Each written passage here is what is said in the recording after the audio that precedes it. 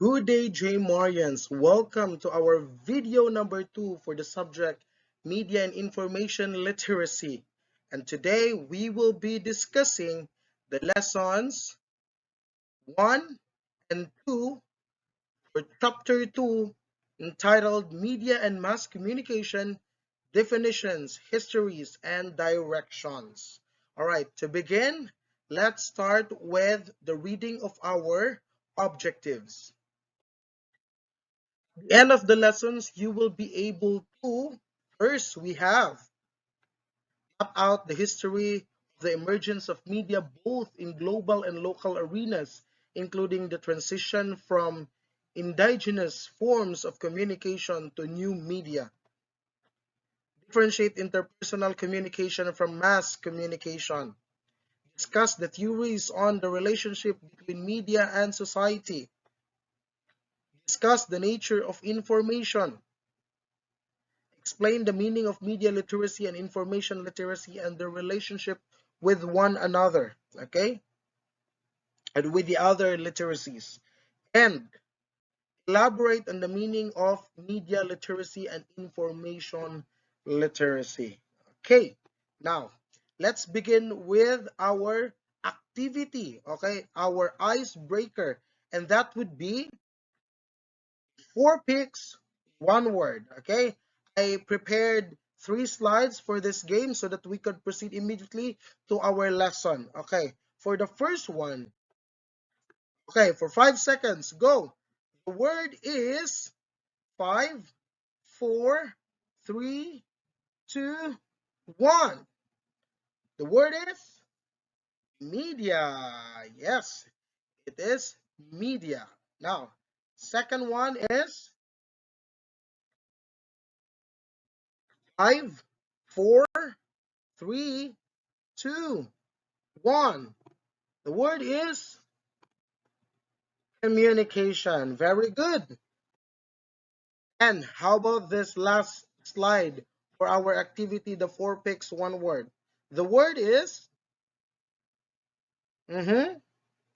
2, 1. Did you get it right? Internet. Congratulations for those J Marians who uh, got it right for the rest of for the 3 slides that I prepared for you. Now let's proceed with our discussion. The topic that we will going to discuss first is communication. So what is communication? Okay, let's discuss. Communication refers to an act when people are imparting or exchanging messages through speaking, writing, gesture, or even using symbolic forms. It is very understandable. It is the process of exchanging information by two individuals, okay, two or more. That's communication. It passes through various channels for sending and receiving, okay. Also, communication plays an essential role in our lives. Is it? Yes.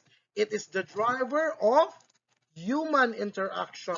It is indeed the driver of human interaction because through communication we are able to address some issues, we're able to stress out our ideas, give out our ideas, our ideologies, our if we want to know more about something, communication by listening to other person, okay? That's actually a process of communication. Thus, very important in conveying messages, okay? So, if we talk about communication, we also need to talk about messages because what is inside communication or what are the things we're going to communicate or what we communicate about, that is what we call the message. And the message, according to Toro 2009, okay, he defined a message as a collective of symbol that appears purposefully organized, meaningful to those sending or receiving them. Meaning, when we talk about message, this message, this is something or the words, the symbols, the ideas that are being put together to create a meaning that is being uh, identified and understood as well by the person sending it and the otherwise or receiving it. Okay, that's message. Just like what I'm doing, I am giving you the message in a form of communication through digital literacy, okay, or digital platform. Next, let's talk about the 8 elements that constitute the creation of a message. No? How does a message reach from sender to the recipient and vice versa? Okay, first we need the source. Of course, the source. There should be a source to create a communication. It is where the message came from.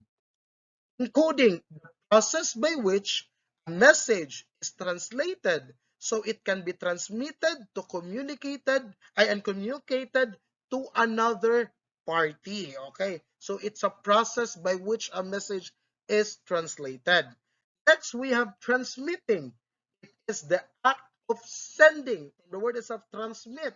Okay, it is the act of sending the message. It can either be through a person's vocal cords and his or her facial muscles complemented with hand gestures. Just like what I'm doing. I am using my vocal cords with my facial expressions and complemented with my hand gestures. That is my process of transmitting my idea. Okay? Now we have the channel or technology that enables the act of sending or transmitting. It is actually a medium, okay? A way, it just a tool that we could use for us to be able to deliver our message. It could be telephone, the internet for voice operating application, and emails. Okay, a paper as well is a form of channel because paper is also a technology created by someone. Okay, that's what we call channel test. Decoding is the transmitted impulse that are connected or converted into signs and the brain perceive and process them. Decoding, from the word itself, decode, it is by means of interpretation. The moment when you receive the message, you decode it by understanding every statement, every word, every sign, every symbol so that it could create an a informative and understandable meaning. Okay, that is decoding.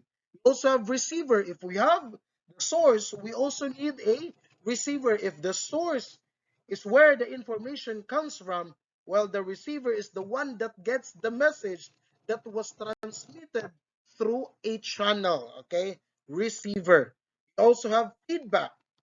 Feedback is the response generated by the message that was sent to the receiver. It can either be immediate or delayed. When we talk about feedback, for example, I am talking to you over the phone. Now, I am the source of information and I'm using my vocal cords and the channel is the telephone and I am expecting you to listen. So since you are the what we call the recipient or the receiver, then I am as well expecting you to respond to me by giving me feedback by answering if there is a question or query that I raise up to. Okay, that's feedback. Now, noise interference, often there are elements that interference with the transmittal process. These are the things that hinders the communication process. These are the things that somehow uh, stops the the the flow of communication. This interference is known as noise. It can be treated literally and figuratively. For example, I am making a video of myself uh, presenting this topic or discussing this topic, and you can hear noises. Okay, you can hear noise, background noise that makes my voice barely to listen or barely to hear. Then that's what we call noise interference. Okay, interference, something that interfere the process of communication. Okay, next we have if you want to know more about the good communication, I um, encourage everyone to please watch the video and click on the link and then watch the video. Okay. Now, types of communication. Let's talk about it. When we talk about types of communication, first we have verbal. Verbal is the use of words to convey a message. This can be done orally or spoken or writing. For example, conversation, speeches, presentation, emails, and letters. Just what I am doing as of the moment. Okay, I'm using my vocal cords. Okay, to talk about something, and I'm presenting.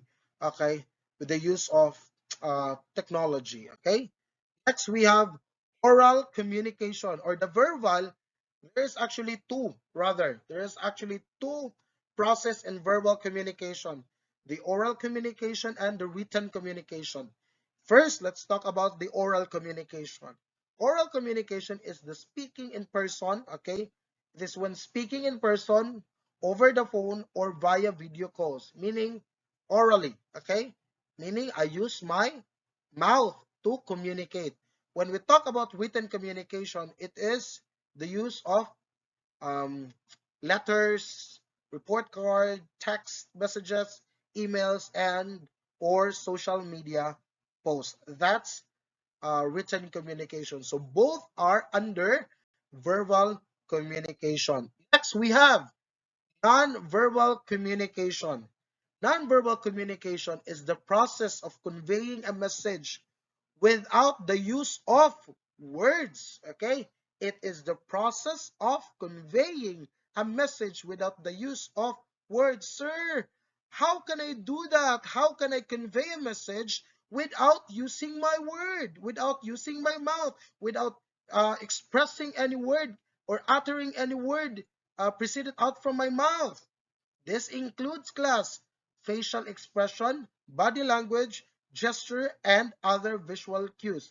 For example, I'm going to show you a nonverbal with a message. What does that imply? I am telling you that I am happy because I am smiling. So without me using a word, by just smiling, and as you look at it as my facial expression, I am trying to tell you that I am happy. Okay? Now, under nonverbal, there are actually five things that we need to consider or to identify. Okay? First, the body language. We have gesture, posture, facial expression. If you come across a lady without a word, but you can see in her face that she is actually having this heavy face, okay? It entails that she is sad, right?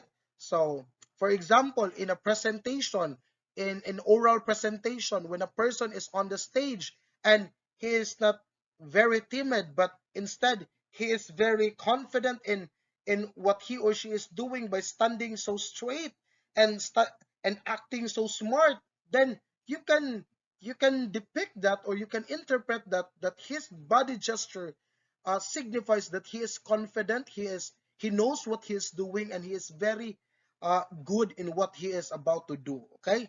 Next is the eye contact. The way eye movement is used to convey emotion or focus. For example, I am making my eyes speak so strong, okay, to convey the message. This is an eye contact. Look at me in the eye. Tell me in my face. Look at me in the eye. See this? These are my eyes telling the truth that when you use eye contact, that is also a form of communication under non-verbal communication. Now, when we talk about paralinguistics, these are actually the use of tone, pitch, loudness, and speech rate. For example, sometimes people use this when they are arguing. The higher the voice, th people think that they are winning the argument, no? And sometimes with the tone, when you are mad, you get higher tone or higher loudness. Okay, there is a loudness in your conversation or in your statement. The pitch, for example, when you try to to to state something when you are scared, you make a high pitch scream. Okay, that's paralinguistics class. Now, when we talk about haptics, communication through touch, such as handshake and hugs. Okay, so these are the things that we could interpret individually. Okay, the way we feel it and the way we take it. No, haptics and appearance, clothing, hairstyle, and overall grooming convey message about person identity and a status. Okay, but not sometimes, because there are rich people who are wearing simple clothing, yet they are very rich. Okay, and there are people also do the otherwise, they wearing expensive clothes, but they are poor. Okay, so looks can be deceiving as well, class. So make that remember that. Okay, make sure to remember that. Next, we have visual. The use of visual elements to convey information or message. This type often overlaps with non-verbal communication, but focus specifically on visual aids. Okay, this is more likely on graphics, design, sign and symbols, and video. When we talk about graphics, charts, maps, diagrams, infographics. When we talk about design, we talk about logos, branding, web design, signs and symbols, road signs, emojis, icons, and videos. Talk about that, multimedia presentation and instructional video, just like what I'm doing as of the moment. Graphic charts, no? This most likely in a visual context, okay? Visual communication most likely on what we can see, okay? What we see, okay? So for example, if you see a logo that is just like the logo of Jollibee, the color that they are depicting, it's a blackish red, okay? Blackish red. There is actually a color psychology. It represents something, okay? It creates something. It entails something. When the moment you look at the logo of Jollibee, you crave and you want to eat more. You become hungry because the color blackish red actually uh, ignites your interest to eat. Okay, so that's how they do it. Okay, that's under visual communication. Okay, next we have digital. Okay, about digital communication that takes place through digital devices and platforms. This can include both verbal and non-verbal elements, just like what we're doing right now. And just what I am doing right now, I am using a technology, okay? This is digital communication class. Now, under digital communication, we have email and messaging. Okay, communication via email, chat apps, and instant messaging platforms. We also have social media, Facebook, Twitter, Instagram, and of course, TikTok. TikTok. Now, we also have video conferencing, Zoom, the one that we just used last Saturday for the HPTA meeting, okay? Skype and Microsoft Teams. We also have blogs and website content published on the internet to inform and engage an audience. That's what I'm doing because I am posting it on YouTube, okay, on social media, on no, social platforms, okay, and I am posting it, I publish it for you to be informed, okay? Forums and online communities, platform that where people uh, made decisions or share knowledge, okay? So that's what we call uh, digital communication. I'm so sorry and apologize. There was a person just passed by, right? So I apologize for that. That's an advertisement, all right? Now, let's proceed with interpersonal communication. When we talk about interpersonal communication, um, talk about the face-to-face, okay? Face-to-face direct interaction between individuals, small group, communication within a small group setting such as a team meeting, and then public speaking. Public speaking, one person communicating with a larger audience, okay? That's what we call interpersonal communication. It's a direct communication between two or more people, often in a face-to-face setting, but can also be mediated through digital channels. Okay, when we talk about mediated meaning assisted. Okay, it can be assisted through digital channels class, just like what I'm doing. I am talking, discussing, and I am being mediated by this technology so that my message will reach to you, or will reach you rather. I apologize for that. Now let's proceed with the mass communication. When we talk about mass communication, it is the process of delivering a a message to a large audience, often through a mass media like television, radio, newspapers, or internet. Now, the context there is mass, meaning many. Okay, it is the process of delivering a message to a large audience, just like what I'm doing. I am I am making a mass communication. Okay, I am sending it, I am posting it on YouTube so that more people could get the information. That's mass communication, just like the television. Okay, if you want to advertise your product, you use television because there are so many people watching television, and um, you could actually earn more money because you televise your product in the public or in the masses, meaning the act is such, we call it mass communication. Next we have mass communication. um we have broadcasting, publishing, and online media, TV, radio, podcasts. In publishing, we have books, newspaper, magazines. But this publishing, oftentimes, it's no longer efficient as we live, as we enjoy the luxury of having this digital literacy or digital, as we live in luxury in digital world. Okay, books and newspapers are seldom used, no, because we already have um, what we call e-newspaper, meaning there's no longer printed newspaper, and sometimes books, there are already um, e-books, right? So publishing nowadays, the books that is uh, that are that are tangible, okay, sometimes they are no longer being take advantage of. Instead, people you used uh, use informations, or people you are using now the digital world, okay, not the traditional one. But before, books and newspaper and magazines are very popular. Okay, now we have also online media like blogs, news websites, YouTube channels, just like this discussion. Okay, next, we have history of media and communication. Now, if you want to know more about media and communication, please visit the link. Okay, visit the YouTube. Okay, just click on the YouTube link that I will be sending you in the Google Classroom, so that you can watch this. Make sure to watch this because this is part of our examination. Now, the rise of newspapers and the rise of nation. Make sure also to watch this on YouTube, okay?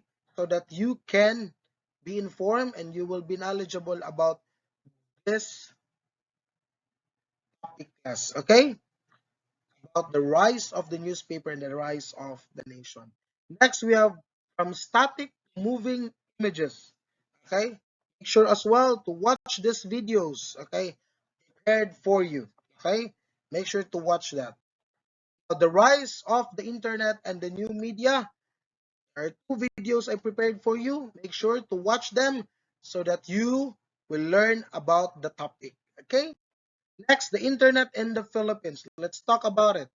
On March 29, 1994, the Philippines was officially connected to global internet using the PLDT Network Center in Makati. On the same day, okay, on that same day, okay, the first international email conference was held at University of San Carlos, Cebu. Dr. John Brule, Professor Emeritus from Syracuse University, announced, "We're in." Okay, as the PhilNet connection successfully linked up with global internet. Okay? On March 29, 1995, the free WWW or World Wide Web was launched in the Philippines. Okay, social media. Sure to watch about social media on the link that I'm giving you. That's all for today. I hope, class, that you learned something new. Again, this is your teacher, Jetro Sagot LPT. Goodbye for now. Have a nice day.